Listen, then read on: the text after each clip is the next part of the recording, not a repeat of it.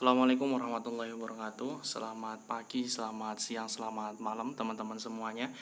Perkenalkan, nama saya Abdul Rozak dengan NIM 7211417110.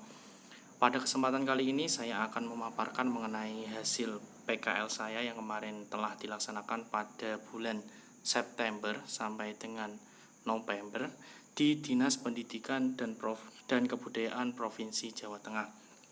Sebelum saya melakukan pemaparan pada kesempatan kali ini, saya ingin mengucapkan terima kasih terlebih dahulu terutama kepada Bu Indah Anis Kurnilah selaku pembimbing, dosen pembimbing PKL, serta kepada Mbak Anita, Mason, dan juga karyawan-karyawati yang bekerja di Dinas Pendidikan dan Kebudayaan Provinsi Jawa Tengah, serta teman-teman semuanya yang telah membersamai ketika pelaksanaan PKL berlangsung.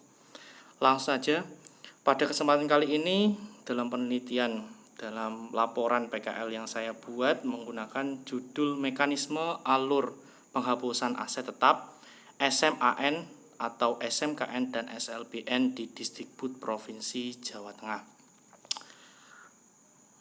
Lanjut ke slide selanjutnya mengenai latar belakang pelaksanaan kegiatan operasional. Yang pertama, mekanisme dan pelayanan. Pelaksanaan kegiatan operasional yang efektif dan efisien merupakan hal yang penting dalam sebuah instansi.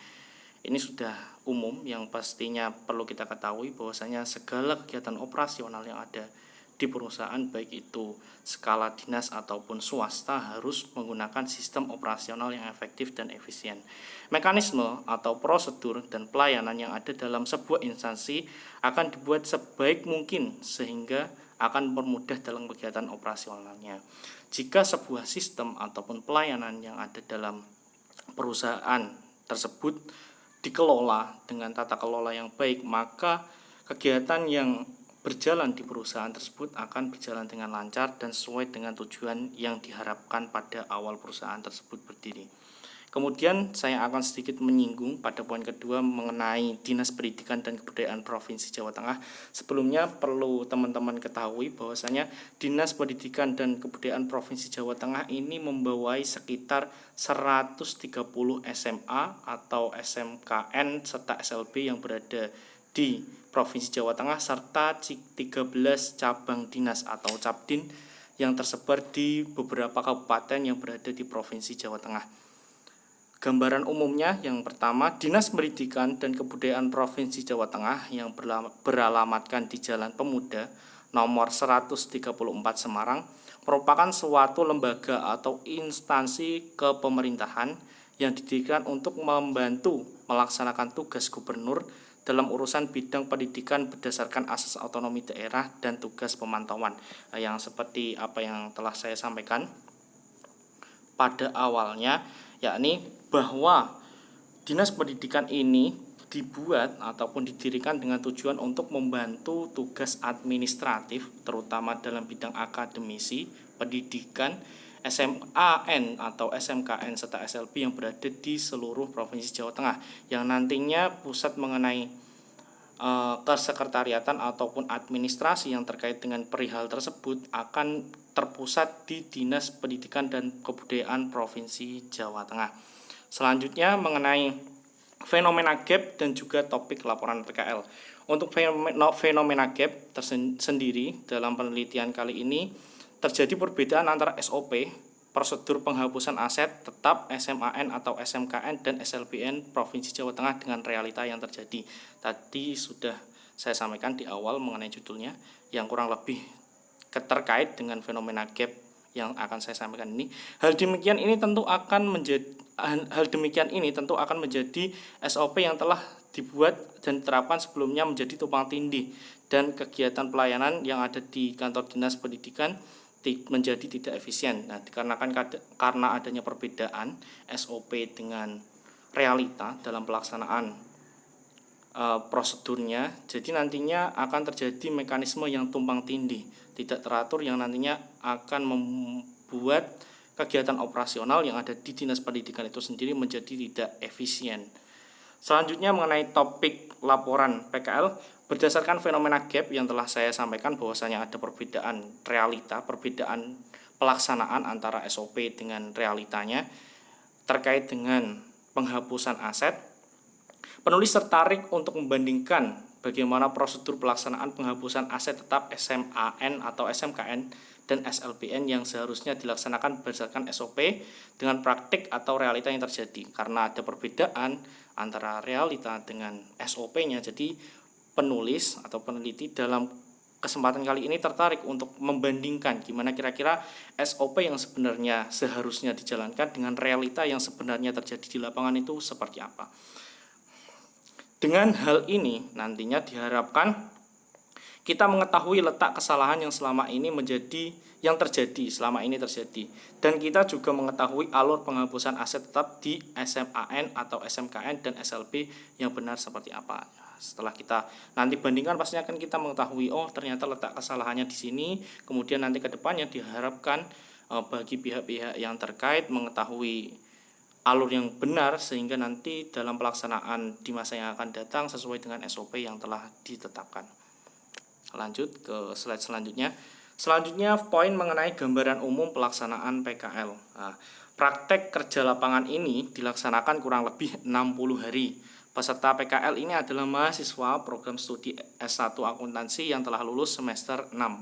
Pelaksanaannya dilaksanakan pada hari Senin sampai dengan Jumat, jam efektif kerja weekday. Tanggalnya mulai dari tanggal 14 September 2020 sampai tanggal 13 November 2020. Untuk tanggal 14 September sendiri itu mulai dari penerjunan PKL, terus kemudian sampai tanggal 13 November penarikan PKL. Tempatnya Dinas Pendidikan dan Kebudayaan Provinsi Jawa Tengah, Jalan Pemuda nomor 134 Semarang. Tempat pelaksanaan praktek kerja lapangan di Dinas Pendidikan dan Kebudayaan Provinsi Jawa Tengah yang beralamatkan di Jalan Pemuda nomor 134 Semarang, dan kami sendiri ada beberapa teman saya juga termasuk saya sendiri, saya ditempatkan di divisi aset. Pada praktik kerja lapangan dilaksanakan mulai tanggal 14 September sampai dengan 13 November 2020 seperti apa yang telah saya sampaikan tadi. Sedangkan waktu pelaksanaan praktek dan kerja lapangan pada hari dan jam kerja adalah sebagai berikut. Untuk harinya hari Senin sampai dengan hari Kamis itu dimulai dari jam 7 pagi sampai dengan jam 15.30 atau jam setengah 4 sore. Kemudian untuk hari Jumat sendiri mulai masuknya jam 7 pagi, nanti untuk pulangnya adalah jam 14.00 atau jam 2 siang. Untuk hari Sabtu dan Minggu libur. Selanjutnya kita akan membahas mengenai sebab-sebab penghapusan aset tetap. Pastinya ada beberapa sebab yang menyebabkan aset tetap itu sendiri kok dihapus, itu alasannya seperti apa. Nah, nanti akan saya jelaskan satu persatu dari beberapa poin yang tertera dalam PPT. Penghapusan dari daftar aset tetap barang milik daerah dilakukan dalam hal terjadi penghapusan dari daftar barang pengguna dan atau daftar barang kuasa pengguna, dan penghapusan dari daftar barang pengelola yang disebabkan karena intinya penyebabnya dihapusnya aset tetap itu ada beberapa poin. Ini yang 5 poin. Yang pertama, pemindah tanganan atas barang milik daerah. Nah, ini jika ada pemindah tanganan atau pemindah penanggung jawabnya, nanti perlu laporan terhadap pihak-pihak terkait, terutama di Dinas Pendidikan, karena ini terkait dengan aset yang dipergunakan untuk menunjang atau memfasilitasi kegiatan mengajar yang ada di seluruh Provinsi Jawa Tengah. Jadi ketika ada pemindah tanganan itu harus ada laporan ke pihak terkait, terutama ke Dinas Pendidikan dan Kebudayaan Provinsi Jawa Tengah. Untuk yang poin kedua, keputusan pengadilan yang telah berkekuatan hukum tetap dan sudah tidak ada upaya hukum lainnya. Ketika pengadilan memutuskan untuk menghapus barang aset tetap yang ada di sekolahan, mungkin SMA, N atau SMKN serta SLB, mungkin juga ada beberapa barang aset tetap yang berada di cabang dinas atau mungkin bahkan di kantor dinas sendiri, itu ketika sudah diputuskan oleh pengadilan untuk dimusnahkan dengan alasan sudah usang, tidak bisa dipakai atau sudah rusak, maka tidak bisa kita sebagai pelaksana untuk menentang keputusan yang telah ditetapkan oleh pengadilan tersebut. Jadi mau tidak mau kita harus menjalankannya. Kemudian poin yang ketiga, menjalankan ketentuan undang-undang. Nah, ini juga hampir sama dengan poin yang kedua, ketika ada undang-undang yang mengatur tentang penghapusan suatu aset dikarenakan perihal sesuatu, maka mau tidak mau kita harus menghapus aset tersebut. Kemudian yang keempat, karena pemusnahan. Pemusnahan itu berarti penghancuran atau mungkin ditiadakan wujudnya. Dan yang kelima mungkin sebab lain-lain, dikarenakan mungkin terjadinya sesuatu di luar kemampuan daya manusia seperti force major, atau contohnya gempa bumi, tanah longsor, banjir yang menyebabkan aset tetap itu sendiri hilang, rusak ataupun hanyut, musnah dan lain sebagainya, itu maka harus ada penghapusan aset tetap. Poin selanjutnya yakni terkait dengan tujuan penghapusan aset tetap. Nah, tujuannya sendiri untuk penghapusan aset tetap itu ada 4 poin. Yang pertama, mencegah dan membatasi kerugian atau pemborosan biaya pemeliharaan. Nah, pastinya jika ada aset maka ada biaya pemeliharaan dan juga mencegah kerugian itu sendiri.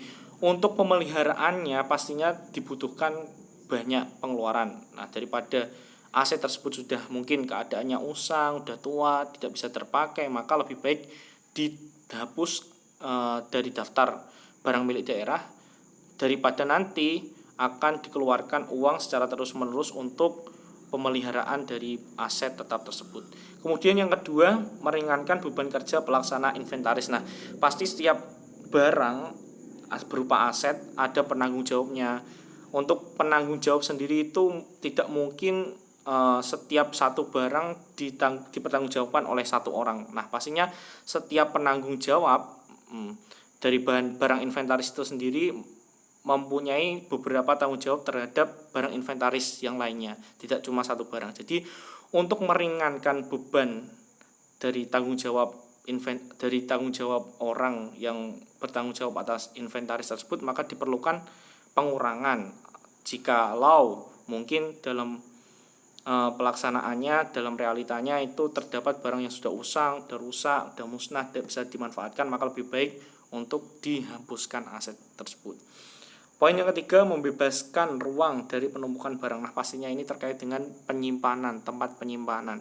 Jika mungkin barangnya sudah rusak, sudah tidak bisa dipakai, lebih baik dihilangkan daripada nantinya memakan tempat dan bisa memenuhi tempat sehingga nanti untuk aset yang lainnya penyimpanannya akan terganggu. Untuk poin yang keempat, yang terakhir, membebaskan barang dan tanggung jawab pengurus kerja. Nah, ini hampir sama dengan nomor 2. Jika nanti barangnya rusak atau usang, maka lebih baik dihapuskan saja daripada nanti menambah tanggung jawab dari pengurus kerja. Selanjutnya ada 2 jenis tata cara penghapusan aset. Penghapusan aset ada 2 cara. Yang pertama, penghapusan aset atau barang melalui lelang, yaitu menghapus dengan menjual barang-barang melalui kantor lelang negara. Nah, untuk lelang sendiri ini tidak bisa dilakukan secara sembarangan, jadi harus menunggu keputusan dari pihak yang terkait atau pihak yang mempunyai wewenang untuk memutuskan perihal tersebut. Maka lelangnya pun harus melalui kantor negara. Nanti kira-kira ditaksir dulu nilai dari aset tetap tersebut itu nilainya berapa, sekiranya nanti ketika terjadi lelang itu tidak menimbulkan kerugian nilai yang ditanggung oleh negara. Kemudian yang kedua, untuk tata cara penghapusan yakni penghapusan aset atau barang melalui pemusnahan, yaitu penghapusan aset atau barang dilakukan dengan memperhitungkan faktor-faktor pemusnahan ditinjau dari segi uang. Nah, ini kalau dimusnahkan itu terkait dengan perhitungan nilainya, kira-kira nanti daripada dilelang atau dijual menimbulkan kerugian, daripada itu lebih baik dimusnahkan. Kurang lebih seperti itu. Selanjutnya mengenai poin. Nah, ini perbandingan SOP dengan realita untuk penghapusan aset yang terjadi di divisi saya, terutama saya di bagian aset. Untuk penghapusannya sendiri itu sebenarnya bersifat insidental, tidak bisa dikatakan sering dan tidak bisa dikatakan jarang. Karena biasanya untuk terjadi penghapusan ini sendiri itu tidak terikat dengan waktu tertentu. Jadi terikat kepada keadaan yang tidak bisa dipastikan dalam rentan waktu tertentu. Perbandingan SOP dan dengan realita. Nah, sebenarnya untuk SOP-nya sendiri ini sudah ada di Dinas Pendidikan yang sudah tertera di peraturannya. Ada beberapa poin ini yang telah saya sebutkan di PPT di bagian kiri dari layar. Yang pertama, mengajukan permohonan pemindah tanganan atau alih status ke pengguna barang lain atau penghapusan karena pemusnahan. Yang kedua, selanjutnya menyerahkan kepada pengelola BMD setelah mengajukan permohonan terus kepada pengelola BMD barang milik daerah. Yang ketiga, persetujuan pemindah tanganan atau alih status ke pengguna barang lain atau alih status ke pengguna barang lain atau penghapusan karena pemusnahan. Untuk poin yang keempat, keputusan penyerahan kepada pengelola. Selanjutnya setelah itu yang kelima, BAST atau berita acara serah terima pemindah tanganan atau alih status ke pengguna barang lain atau berita acara pemusnahan. Jadi nanti ketika sudah diputuskan apakah barang tersebut harus dimusnahkan atau dijual beli, itu nanti masuknya ke BAST yang poin kelima ini sendiri. Kemudian yang keenam, BAST berita serah terima penyerahan kepada pengelola barang. Yang terakhir selanjutnya penghapusan dengan menerbitkan keputusan penghapusan. Nah, untuk keputusannya ini sendiri paling lama 2 bulan sejak tanggal BAST.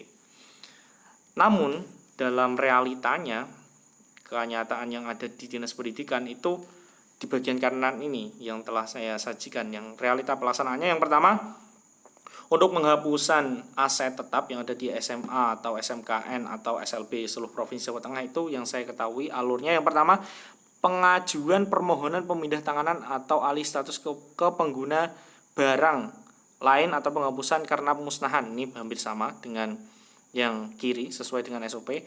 Yang kedua, surat permohonan langsung dikirim ke kantor dinas provinsi. Nah, padahal seharusnya untuk barang milik daerah atau aset yang berada di sekolah, yang contohnya SMAN atau SMKN beserta SLBN, itu seharusnya ketika mau pengajuan penghapusan aset tetap itu alurnya ke cabang dinas terlebih dahulu, koordinasi dengan cabang dinas, baru nanti cabang dinas memberikan surat pengantar yang nantinya surat tersebut langsung dikirim ke kantor dinas. Namun dalam kenyataannya itu sebagian besar sekolah-sekolahan itu lompat, tidak berkoordinasi dengan cabang dinasnya, tapi langsung koordinasi dengan kantor dinas. Jadi terjadi rancau SOP-nya, tidak runtut sesuai dengan SOP yang telah ditetapkan. Kemudian ketika surat tersebut sudah diserahkan ke kantor dinas, biasanya dari pihak dinas itu menentukan apakah perlu tidak diadakan pengecekan secara langsung terkait dengan keadaan aset tetap yang diajukan penghapusannya tadi. Kalau memang diperlukan harus dilakukan, kalau tidak diperlukan sekiranya ketika bukti dokumentasi yang telah dilampirkan dari pihak terkait yang mengajukan permohonan sudah cukup, maka tidak diperlukan untuk pengecekan secara langsung ke lapangan. Selanjutnya ada tindak lanjut surat ke BPKAD. Nah, mengenai keputusan apakah barang tersebut nantinya jadi untuk dilelang atau dimusnahkan, itu sendiri bukan keputusan yang bisa diambil oleh kantor dinas, namun berkoordinasi dengan BPKAD Provinsi Jawa Tengah. Selanjutnya yang terakhir, ketika sudah mendapat keputusan dari BPKAD, maka terbit surat BAST atau berita acara serah terima penghapusan aset. Nah, nantinya surat ini turun dari BPKAD ke kantor dinas, kemudian dari kantor dinas mengirim surat tersebut langsung ke pihak sekolahan ataupun cabang dinas yang mengajukan permohonan penghapusan aset tetap. Selanjutnya yakni poin kesimpulan dan saran. Nah, dalam praktek pelaksanaan penghapusan aset tetap SMA, N atau SMKN dan SLBN Provinsi Jawa Tengah ternyata masih banyak ketidaksesuaian dengan SOP yang ada seperti yang telah saya jelaskan tadi, sehingga hal ini bisa menjadikan sistem kerja menjadi tumpang tindih dan tidak efisien. Nah, Berdasarkan wawancara yang telah dilakukan penulis terhadap pembimbing lapangan pelaksanaan PKL, hari ini terjadi karena kurangnya koordinasi dan juga sosialisasi. Saran dari penulis untuk pihak-pihak yang terkait ke depannya supaya menciptakan lingkungan koordinasi yang baik dan sosialisasi terkait dengan SOP yang ada harus dilakukan secara konsisten dan berkesinambungan. Jadi ketika nanti koordinasi dari pihak dinas dari kantor dinas turun ke cabang dinas terus kemudian turun ke SMA, sekolah-sekolah yang di bawah kendali atau di bawah wewenang dari kantor dinas itu baik, tercipta koordinasi yang baik, maka nanti akan tercipta sistem atau lingkungan kerja yang baik pula. Dari pihak dinas juga disarankan supaya secara berkala dan berkesinambungan melakukan sosialisasi terkait dengan SOP-SOP yang ada di kantor dinas, sehingga nanti koordinasinya dari kantor dinas ke cabang dinas juga ke sekolah-sekolahan akan terjalin dengan baik, sehingga operasional kantor, kegiatan operasional dan pelayanan yang ada di kantor dinas berjalan secara efektif dan tidak tumpang tindih. Mungkin sekian yang dapat saya sampaikan terkait dengan laporan PKL saya dengan tema mekanisme alur penghapusan aset tetap SMAN atau SMKN dan SLBN di Disdikbud Provinsi Jawa Tengah. Apabila ada salah-salah kata atau kekurangan, saya mohon maaf sebesar-besarnya. Mungkin dari teman-teman mau memberikan saran ataupun komentar bisa di link di bawah nanti. Oke, terima kasih. Wassalamualaikum warahmatullahi wabarakatuh. Bye bye.